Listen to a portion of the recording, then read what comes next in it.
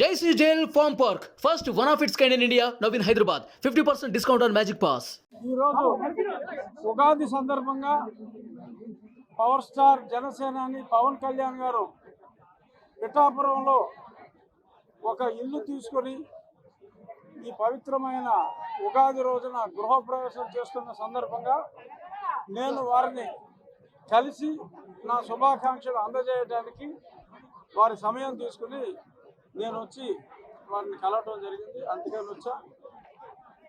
ఈ కూటమి ముగ్గురు కలవాలి, కలిసి రాష్ట్రాన్ని అప్పుల పాలు చేసి అరాచకం చేస్తున్న వ్యక్తిని బయటికి పంపాలి అంటే ముగ్గురు కలవాలి అని చాలా పట్టుదల పట్టి ముగ్గురిని ఒకటి చేసిన ఒక గొప్ప వ్యక్తి పవన్ కళ్యాణ్ గారు. సో అటువంటి నాయకుడిని ఈ పవిత్రమైన ఉగాది రోజు కలిసి ఆయన జనసేన సహకారంతో రాబోయే రోజుల్లో మనకున్న ఈ రాష్ట్రానికి పట్టిన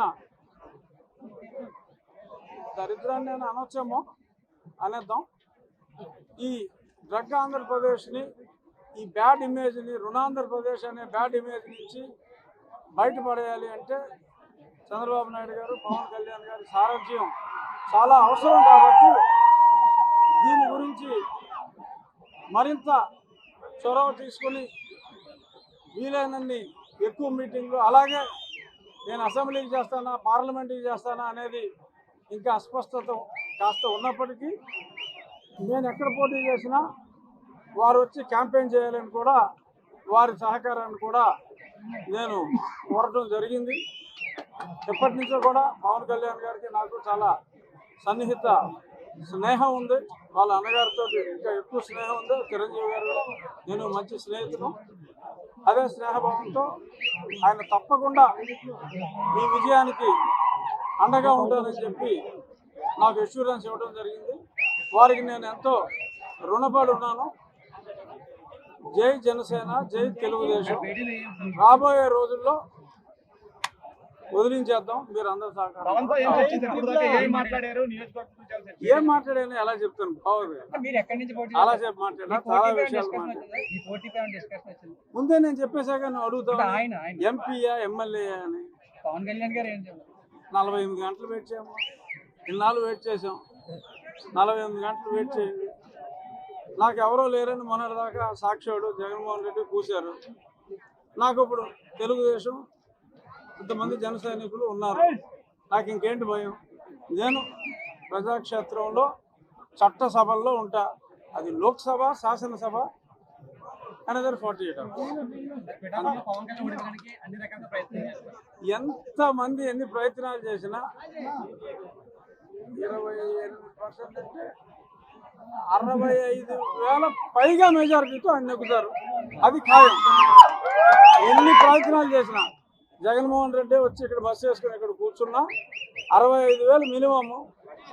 ఆ పైన మీ అందరూ సహకారం. గోదావరి జిల్లాలకి బాగుంటుంది అనేది చర్చ నడుస్తుంది. వాస్తవం అంటారు అంటే మీది లోక్సభ శాసనసభ పక్కన పెడితే గోదావరి జిల్లాలో మళ్ళీ ఏదైనా రీప్లేస్మెంట్ జరిగే ఆలోచనలో ఉన్నట్టుగా చిన్న చర్చ జరుగుతుంది. చిన్న చర్చ నువ్వు అంటాం కరెక్ట్ కాదు, పెద్ద చర్చ జరుగుతుంది.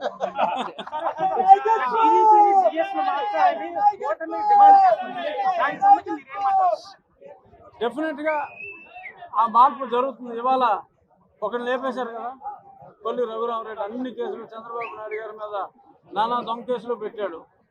అతను అస్సాం పంపడం జరిగింది. వీళ్ళు కూడా లేపుతారు. టైం, కొంచెం ఓర్పు.